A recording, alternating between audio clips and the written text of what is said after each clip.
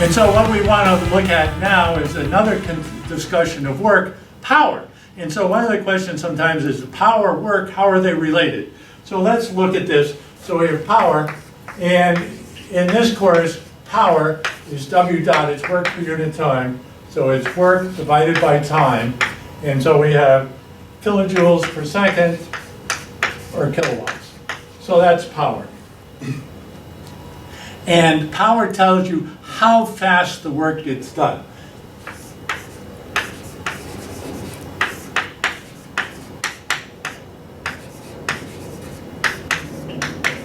Work is accomplished.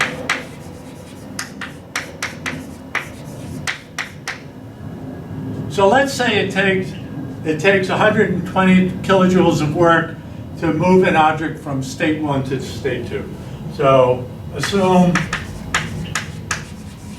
it takes 120 kilojoules of work to move object from 1 to 2, from state 1 to state 2. Then the question is, how does this relate to power? Because I said it takes this amount of work. So what if I wanted to do it in 10 seconds?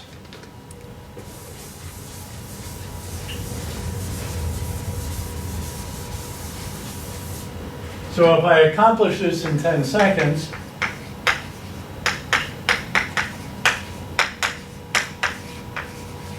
then the power is equal to 120 divided by 10 is equal to 12 kilowatts. So it would take 12 kilowatts of power to do this. What if I wanted to do it in 5 seconds? I wanted to do it faster. And so 5 seconds. And W dot is equal to 120 divided by 5 is equal to 24 kilowatts. And so how fast I want to get the work done relates to its power. There's more types of work than just mechanical work, PVV work. And so let's look at some other forms and just see how what they look like. How they function, what they look like, what they're related to. So there's something called surface work.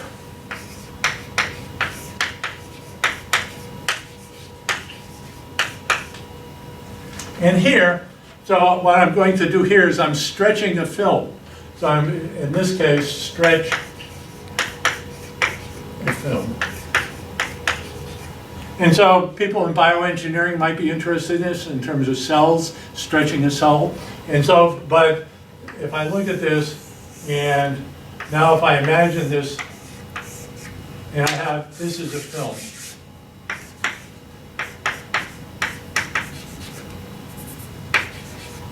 So a property of a film is something called surface tension.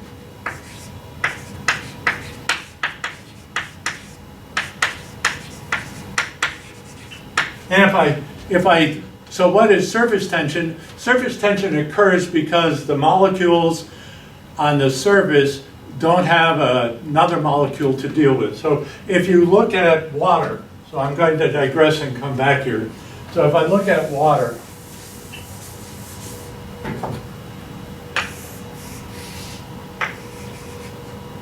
and so I'll have water molecules in here, and not to personalize them or animate them or something. These molecules are very happy. They're all surrounded by other water molecules. So they're very happy. So the bonding, the covalent bonding they have is satisfying. But at the surface, there are the air molecules on the other side. So there's a stranger in town, and that creates a surface tension. So the surface tension occurs when I have a different fluid. And so the atoms on one side are different than the atoms on the other side. And so, and that property is called surface tension, and it's unique to the fluids, you know, water, air, oil and water, oil and air, all they have different surface tension. But in any case, so if I'm going to stretch this, so if I go back now and I want to stretch this, this has an area A. So if I stretch it, I'm going to increase the area. So if I stretch it, I'm going to increase the area, and the work is equal to minus sigma dA. And the reason for the minus sign is that when I'm stretching it, I'm putting work into it. So I'm stretching it, I'm putting work into it. I put work into a system, it's minus. And that's why the minus sign. If it collapses, then dA is positive. Okay? So, or negative, and it cancels out. And so that's one type of work. And so that, for bioengineers, this may be more useful. And also for electrical engineers, but also mechanical and hull engineers, let's look at electrical work and see how that plays with what you remember about electrical power.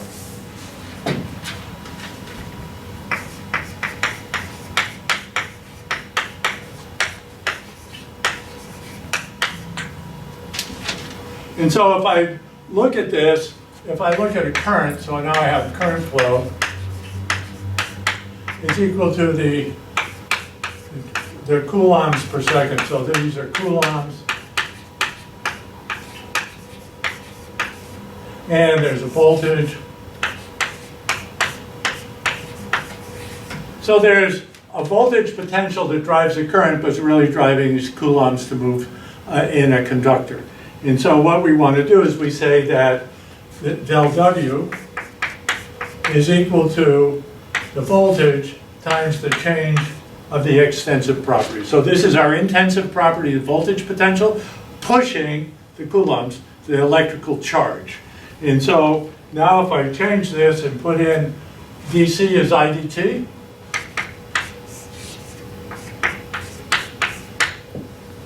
I can integrate that, and I have to work as the integral of V IDT. And so, for example,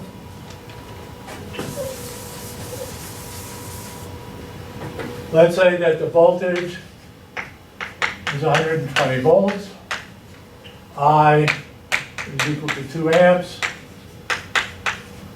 T is equal to 10 seconds. Now, in this equation, time is in seconds. We're paying attention to the consistent unit system. So then the work is equal to, so if I integrate that, everything is constant. So the work is equal to VI dt. So that's 120 times 2 times 10. Here, so I see that the work is equal to 2,400 joules, or 2.4 kilojoules. The power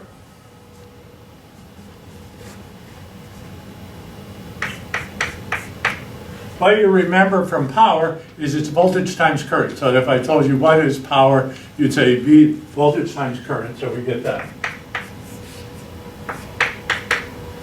So this is 120 times 2 is 240 watts, which are joules per second.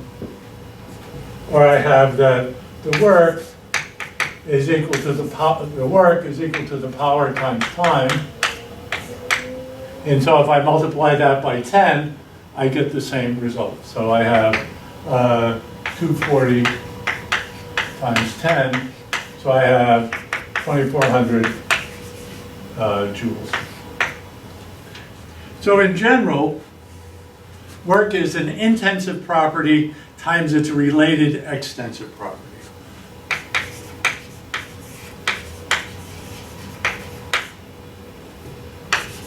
Work is equal to F times dx. And this is the intensive property related extensive.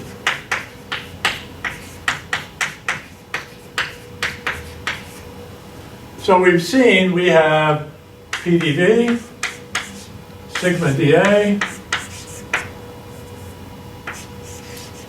VDC. So we looked at 3 types, and in the text, there are more types. Remember, work is not a property. Work is not a property. It only exists crossing of systems boundary. and it's path dependent.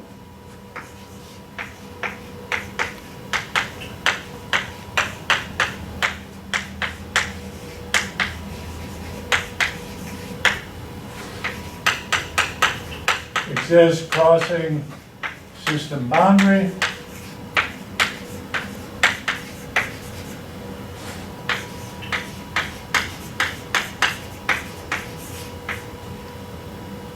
And it's path dependent.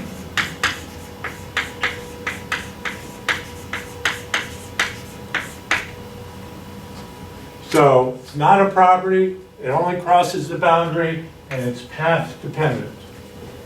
So this is one energy form. So work is one energy form that is not a property. Another energy form that is not a property is heat. And let's see what heat is. And in the case of heat, there's a lot of misconception as to heat. And so we're come up with a thermodynamic definition that's correct. And we'll be using that. So heat, and we use Q for heat, measured in kilojoules. And I could have little q, if I divide Q by M, I can have little q, and that would be kilojoules per kilogram. So I could have that. So I could have the heat per unit mass or otherwise. And so this is energy crossing the system. Energy crossing a system boundary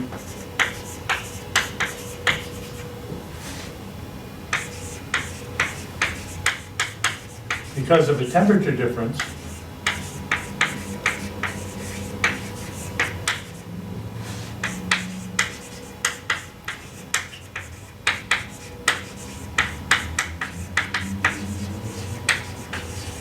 between the system and the surroundings.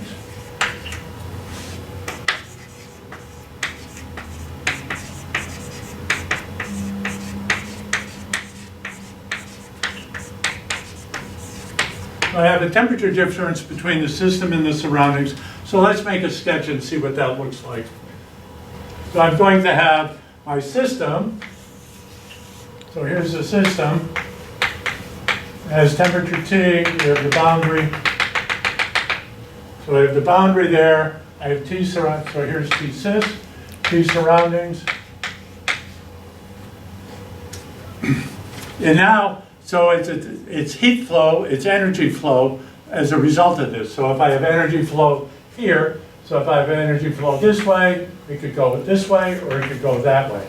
So I could have heat in or heat out of the system. So we have the sign convention associated with that, just as we did for work. Unfortunately, it's just the opposite. So heat into a system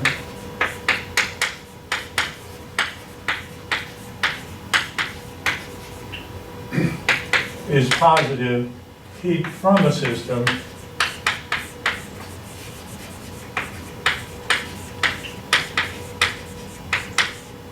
is negative. And where this came about, I believe, is in the development of thermodynamics in the 1700s, people were interested in steam engines. And with a steam engine, you're putting heat in and you're getting work out. So both of those were desirable things. So that's what you wanted. So you put heat in, positive. Got work out, positive. And so that's the sign convention associated with this. And this is a path function as well, just like work. So it's a path function.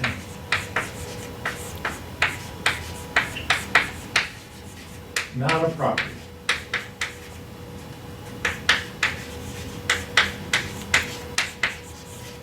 And this is where the colloquial use of the word heat, saying something has so much heat in it, and it's unfortunately thermodynamically incorrect. And so it can have a high temperature, it can have a low temperature, and it can have energy. And so different forms of energy, when the heat goes in or out, is manifested by changes of other types of energy, just as it is with work. And now we're going to see what those different types of energy are.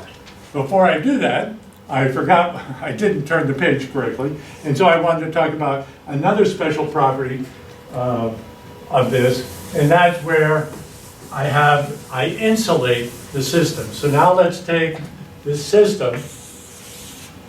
So I have my system, and what I'm going to do is I'm going to insulate it.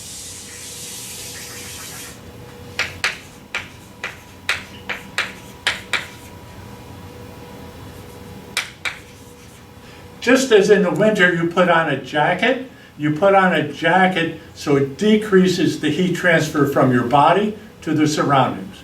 And so what you're thinking about is an infinitely thick jacket, and so you're going to reduce it. So if I have an ideal insulation, I'm going to say that Q is 0 because it's perfectly insulated, and we call that adiabatic. So that's a word you need to know, adiabatic. Put a henna tattoo on. Adiabatic, you're going to need to know that.